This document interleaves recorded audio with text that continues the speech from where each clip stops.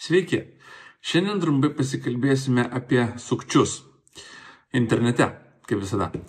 Tai maniškiai sako, šiandien žiūrėk, kokią radom parduotuvę, čia kažkur jinai Vilniuje yra, užsidaro, išsiparduoda, pasižiūrėk, čia kiek visokių gražių dalykų yra.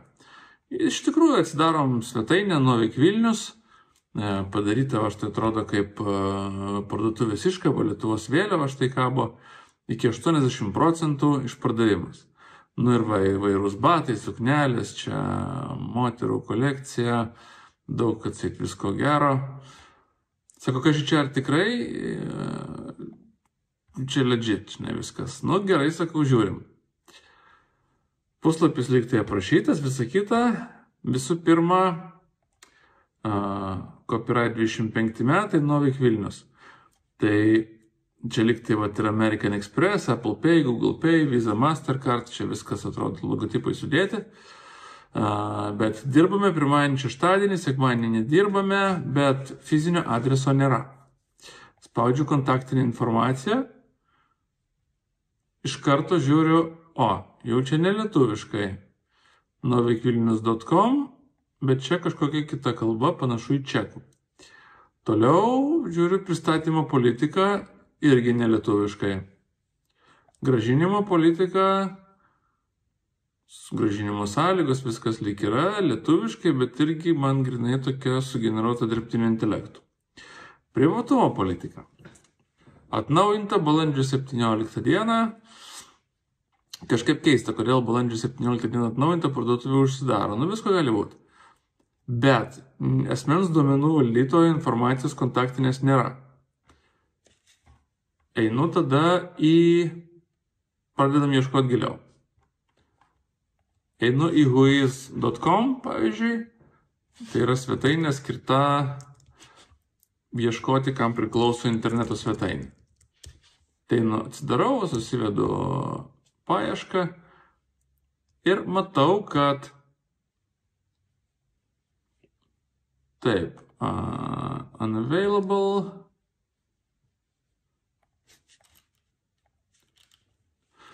Whois paieška rodo, kad Novik Vilnius buvo registruota tik tai praeitą ketvirtadienį, 25 balandžio 24 dieną. Duomenų apie svetainės savininką nėra, paslėpti, registruota GoDaddy servise, bet, ieškom toliau. Žiūrim Facebooką.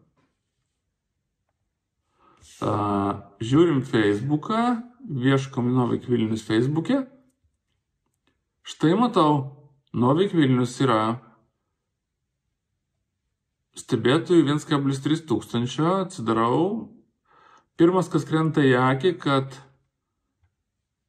puslapyje yra tik 3 nuotraukos, logotipas, jokio turinio nėra, nei nuotraukų, nei aprašymų, nei administratorių.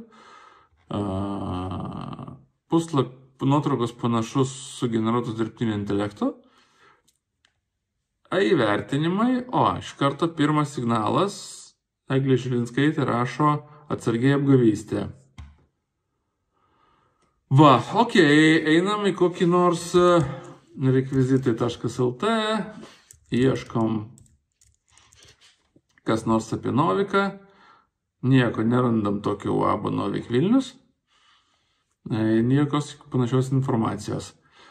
Taigi, tikrai tokiai svetainiai su tokiu turiniu ir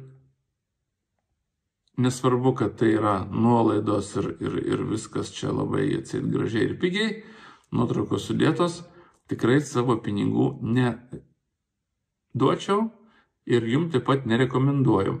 Tai visų pirma, pamatę tokias svetainės, pasitikrinkit ne nuolaidas, ne kas pigiau ir ne kas čia faino, o įvertinkit būtent, ar tai yra tikra įmonė, ar tokia registruota, kas ir tą ieškoti tiek pačioj svetainiai, tiek paieškoti svetainės savininko, paieškoti nepriklausomuose šaltiniuose, rekvizitai.lt, ar registrų centre, ar tiesiog apžvalgų paieškoti socialinius tinkluos ar profilis rimtas.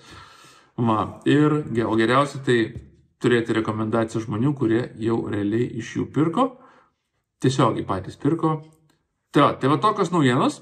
Šį sekmadienį norėjau pasidalinti šitą informaciją su jumis, kad būkite atidus, kad nepasipainiokite sukčiam į pinkles. Jeigu kažkas iš tiesų atrodo per daug, kad būtų tiesa, per daug gerai, kad būtų tiesa, tai greičiausiai taip ir yra. Gero jums visiems ir saugaus apsipirkinėjimo internete pas patikimus tiekėjus. Ačiū ir iki.